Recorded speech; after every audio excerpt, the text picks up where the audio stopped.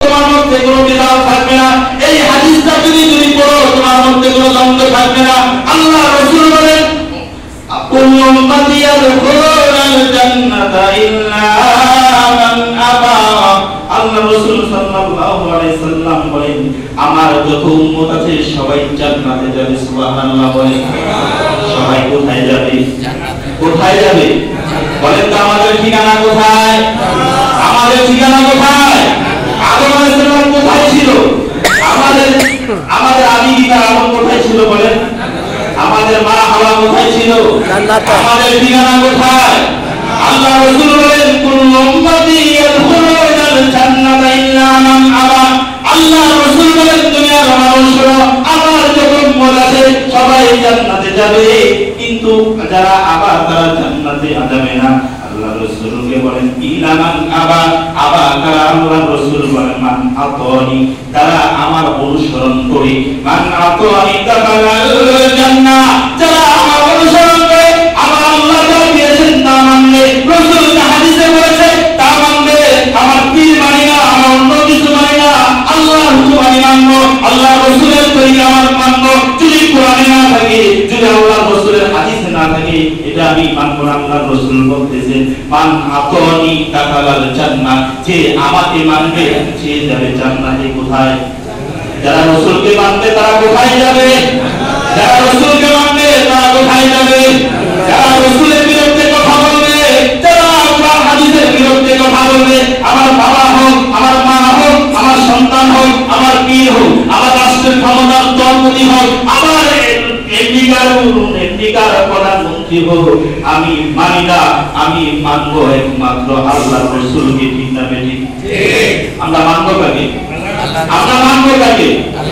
কি একটা যুগ আসছে, কি একটা যুগ আসছে যখন আল্লাহ কোরআনের সাথে মিলে না, রাসূলের হাদিসের সাথে মিলে না, তখন কয়ে বলেন মুস্তাহাব। আরে আল্লাহর বান্দা, খোদার কসম করে বলি, যেটা আল্লাহ করে নাই, যেটা রাসূল করে নাই, যেটা সাহাবী করে নাই, ওটা কখনো সুন্নাত হতে পারে না। ঠিক না বেঠিক? আল্লাহ রাসূল বলেন কুল্লু উম্মতি ইয়াদখুলুনাল জান্নাহ, যারা আমাকে মানবে তারা জান্নাতে যাবে। ওয়াল্লা মান আবা, যারা জান্নাতে যাবে না। আল্লাহ রাসূল সাল্লাল্লাহু আলাইহি সাল্লাম এর পরে বলতেছেন শোনো আবা কারা?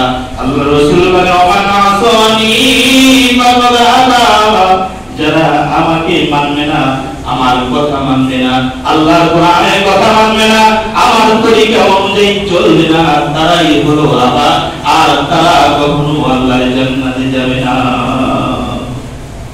আমরা এই হাদিস থেকে পাইলাম যদি জান্নাতে যাইতে হয় মানতে হবে কাকে বলে? কার তরিকা? কার তরিকা? পীর সাহেবের তরিকা? পীরের তরিকা? আমার তরিকা?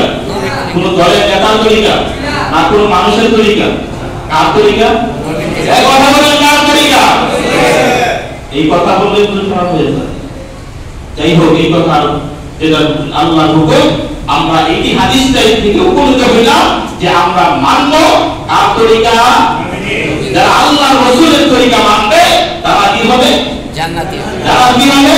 জান্নাতি। আর যারা রাসূলের তরিকা মানবে না তারা কি হবে? জান্নাতি। ওই যে দুইটা রাস্তা, ওই যে জাহান্নামী নাকি আখিরাতের মধ্যে কয়টা রাস্তা হবে? কয়টা? ওই যে জান্নাতি হবে আর নাই কি হবে? জান্নাতি। তাই এক কথায় যারা রাসূলকে মানবে তারা জান্নাতি হবে, আর যারা রাসূলের আল্লাহর কোরআন মানবে না, রাসূলের তরিকা মানবে না, মন বরাবর চলবে, মন বরাবর হুকুম দিবে, মন বরাবর পীর সাহেবের কথাই চলবে, মানুষের কথাই চলবে, দলের কথাই চলবে, তারা কোথায় যাবে? জাহান্নামে। কোথায় যাবে? রাসূলের তরিকা ছাড়া যেই কথাই মানো তুমি জাহান্নামে। আল্লাহ আমাদের সকলকে আল্লাহর হুকুম রাসূলের তরিকা অনুযায়ী চলবার তৌফিক দান করুন। সবাই বলেন আল্লাহুম্মা আমিন।